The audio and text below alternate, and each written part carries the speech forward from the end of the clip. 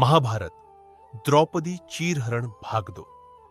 द्रौपदी को सभा में बुलाया गया। जब शाकुनी ने घोषणा की कि द्रौपदी भी जुए में हार चुकी है, तब सभा में सन्नाटा छा गया। तब कौरवों के राजकुमार दुर्योधन ने क्रूर मुस्कान के साथ कहा, अब द्रौपदी हमारी दासी है, उसे तुरंत सभा में लाया जाए। दुर्योधन ने अपने भाई दुशासन को आदेश दिया कि वह द्रौपदी को सभा में लेकर आए। द्रौपदी का प्रश्न दुशासन द्रौपदी के महल में पहुंचा और कहा, चलो, कि तुम्हें सभा में बुलाया गया है। द्रौपदी ने आश्चर्य से पूछा, सभा में क्यों बुलाया गया है? दुशासन ने उत्तर दिया, तुम्हें जुए में हार दिया गया है, अब तुम कौरवों की दासी हो। यह सुनकर द्रौपदी स्तब्ध रह गई।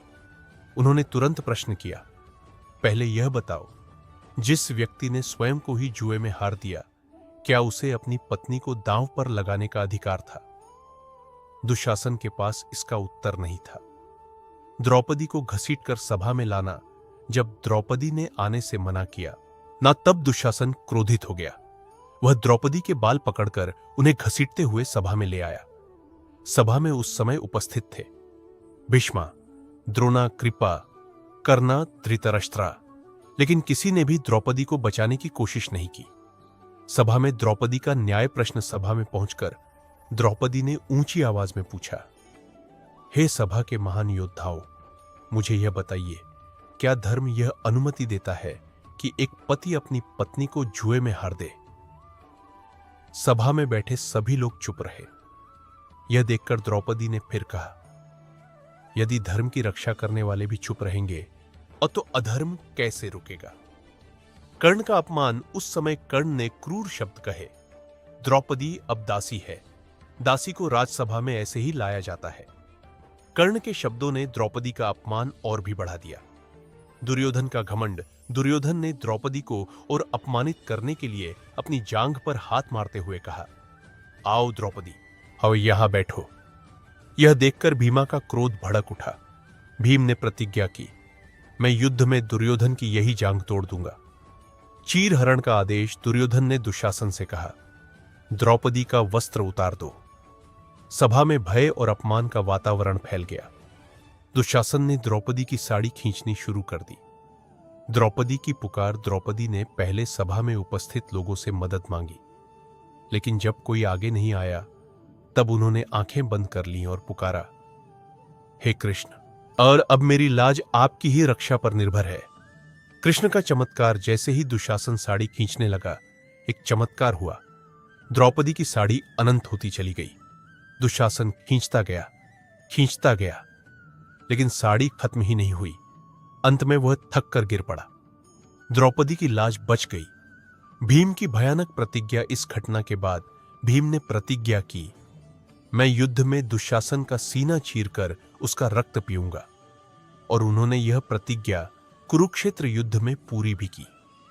धृतराष्ट्र का डर। जब राजा धृतराष्ट्र ने यह सब देखा, यह तो उन्हें डर लगने लगा कि पांडव श्राप दे देंगे।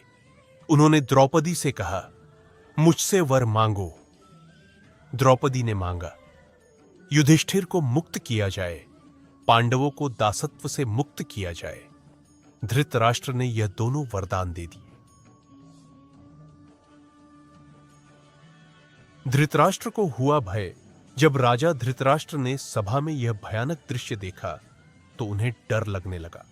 उन्हें लगा कि यदि पांडव क्रोधित हो गए, तो पूरा कुरुवंश विनाश हो सकता है।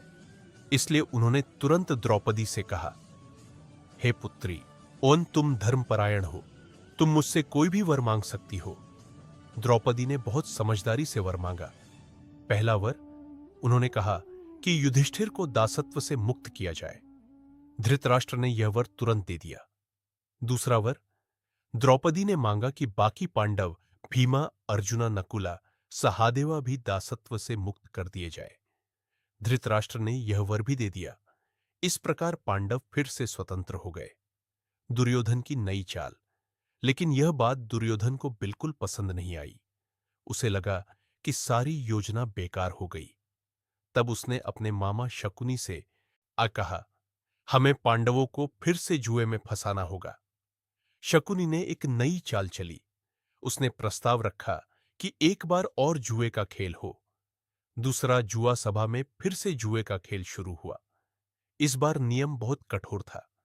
शकुनी ने कहा, जो इस बार हार जाएगा उसे 12 वर्ष का वनवास और 1 वर्ष का अज्ञातवास करना होगा। धर्म का पालन करने वाले युधिष्ठिर ने फिर यह चुनौती स्वीकार कर ली और दुर्भाग्य से इस बार भी शकुनी ने चालाकी से पासे जीते। पांडव फिर हार गए। वनवास की शुरुआत अब नियम के अनुसार पांडवों को 12 वर्ष वनवास, 1 वर्ष अज्ञातवास भोगना था। इस प्रकार पांडव और द्रौपदी अपने राजमहल छोड़कर जंगल की ओर निकल पड़े। हस्तिनापुर की प्रजा यह देखकर रोने लगी, क्योंकि उन्हें पता था कि पांडवों के साथ बहुत बड़ा अन्याय हुआ है। भीम और अर्जुन की प्रतिज्ञाएं वनवास के समय अब पांडवों के हृदय में प्रतिशोध की आग जल रही थी। भीम ने कहा, मैं युद्ध में दुशासन का वध करूंगा और दुर्योधन की जांघ तोड़ दूंगा। अर्जुन ने भी प्रतिज्ञा की कि वह कौरवों के महान योद्धाओं को युद्ध में पराजित करेंगे। द्रौपदी ने भी मन ही मन प्रतिज्ञा की कि वह अपने अपमान का बदला जरूर देखेंगी।